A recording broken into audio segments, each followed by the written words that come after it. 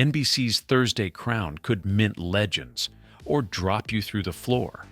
The bumper hits, the peacock glows, and at 8:30 p.m. the hammock slot between monsters looks like a throne, until the audience takes one breath and bolts.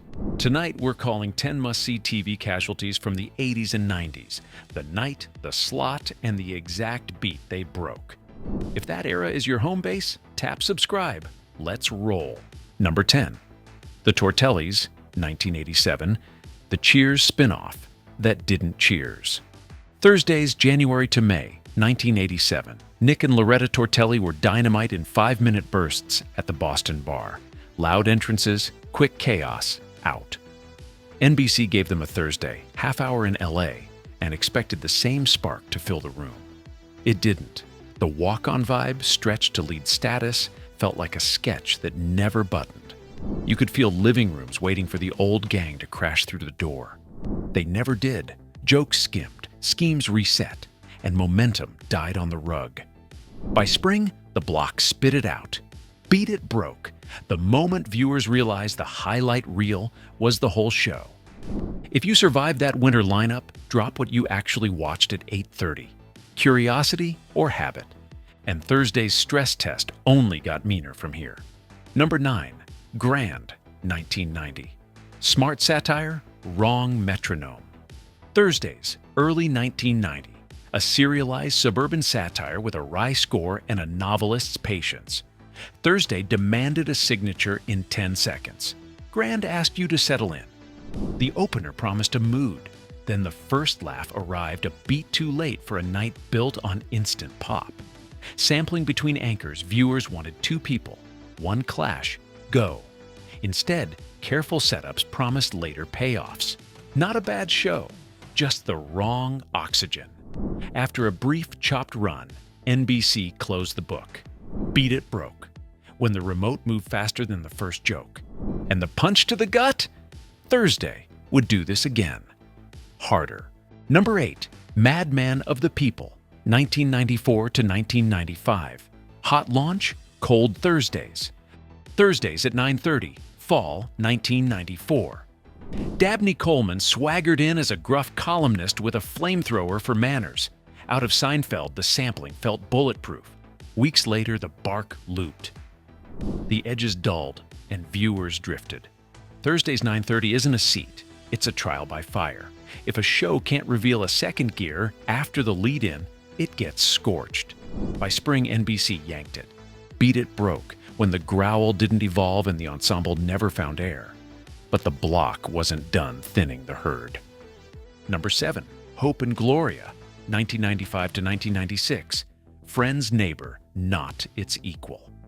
Thursdays at 8:30 in the 1995 to 1996 stretch. NBC parked it beside Friends and sprinkled crossover pixie dust. The tone was comfy. The block rewarded sharper flavors. Cute setups, warm cast. But at 8:30, a soft beat reads like a stretch break before 9. You remember the Halo cameos more than any signature joke, which tells you everything about dependency on the block. 2 seasons, a shuffle, then a quiet exit. Beat It broke, when Pleasant felt invisible sitting next to the loudest show on TV. And an even bigger hammock illusion was Loading. Number 6, The Single Guy, 1995 to 1997. The successful flop. Thursdays at 8:30 through 1995 to 1996, then moved later. On paper, it worked. Numbers pumped by the furniture around it. Critics trashed the writing. Season 2 tried a tune-up, and nothing stuck. The instant the night changed, the floor gave way. Thursday can keep you afloat without fans. The move exposes the truth. Classic Mirage hit. Perfectly placed, rarely loved. Beat It broke, when viewers liked where it sat, not what it was. Midway nudge. Which Thursday newbie did you keep trying out of habit? Drop the title and slot, everyone has one. Next up, a show that launched like a rocket, and then lost air. Number 5, Boston Common, 1996 to 1997. Thursday, rocket, Sunday crash. Debuted after Friends in spring 1996, then relocated. The launch was real, top-tier heat off the pad because the show played well in the corridor between giants. Away from the corridor, the oxygen ran out. The voice needed Thursday's metronome to feel alive. Outside it, jokes felt lighter than air. NBC moved it, and the numbers fell through the floorboards. Beat It broke when the block handed it a megaphone and the move snatched it back. Thursday can make you. It can also reveal you were never self-propelling. Number 4. Chicago Suns, 1997. Jason Bateman before the comeback. Thursdays at 8:30, early 1997.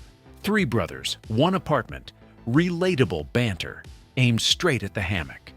The block exposed it in 2 scenes. The jokes skimmed, the brothers blurred, the rhythm felt borrowed from Better Neighbors.